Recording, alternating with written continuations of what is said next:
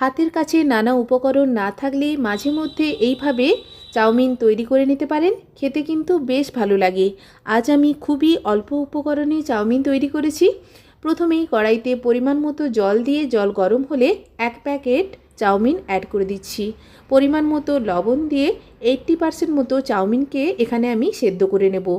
এরপর জল থেকে সেপারেট করে আমি ঠান্ডা জল অ্যাড করে দিচ্ছি, যাতে করে না চাউমিন ওভারকুক হয়ে যায়। এরপর কড়াইতে আমি পরিমাণ মতো সাদা তেল অ্যাড করে সরু সরু করে কেটে রাখা আলু অ্যাড করছি।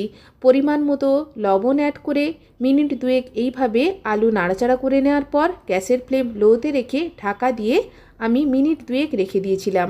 ফলে আলু ভালো করে ভাজা ভাজাও হয়ে গেছে এবং প্রায় 90% মতো সেদ্ধও হয়ে গেছে। প্লেটে তুলে নিয়েছি আলুকে ভেজে নেওয়ার পর। এরপর 1 চামচ মতো সাদা তেল আবারও অ্যাড করে দিয়েছি। একটা ডিম অ্যাড করছি। পরিমাণ মতো লবণ দিয়ে বারে বারে এইভাবে নাড়াচাড়া করে ডিমকে ভুজিয়ার আকারে ভেজে নিয়েছি। ডিম ভাজা হয়ে গেছে, প্লেটে তুলে নিয়েছি। আবারও 1 চামচ সাদা তেল অ্যাড করে সরু সরু করে কেটে রাখা রসুন অ্যাড করছি। রসুন হালকা করে ভেজে নিচ্ছি। রসুন হালকা ভাজা হয়ে গেলে আমি মিডিয়াম সাইজের একটা পেঁয়াজ এখানে অ্যাড করছি।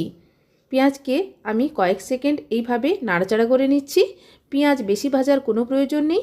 কয়েক সেকেন্ড এইভাবে নাড়াচাড়া করে নেওয়ার পর আমি সেদ্ধ করে রাখা চাউমিন অ্যাড করছি। চাউমিনকে পেঁয়াজ ও রসুনের সঙ্গে এইভাবে নাড়াচাড়া করে নিচ্ছি। ফলে রসুন ও পেঁয়াজের একটা সুন্দর ফ্লেভার চাউমিনের মধ্যে চলে আসবে এবং চাউমিন ভালো করে ভাজা ভাজাও হয়ে যাবে।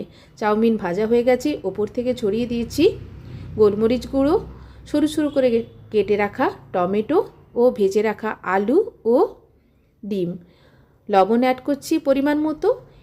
এরপর গ্যাসের ফ্লেম মিডিয়ামে রেখে দুটো খুন্তির সাহায্যে এইভাবে টস করে ভেজে নিচ্ছি মিনিট দুয়েক এইভাবে ভেজে নিলেই একেবারে সার্ভ করার জন্য রেডি। খেতে দুর্দান্ত হয়। এইভাবে অল্প উপকরণে তৈরি করা চাউমিন বাচ্চাদের স্কুল কলেজের টিফিনেও আপনারা এইভাবে চাউমিন তৈরি করে টিফিন বক্স রেডি করতে পারেন। রেসিপি ভালো লাগলে অবশ্যই ট্রাই করবেন। ধন্যবাদ।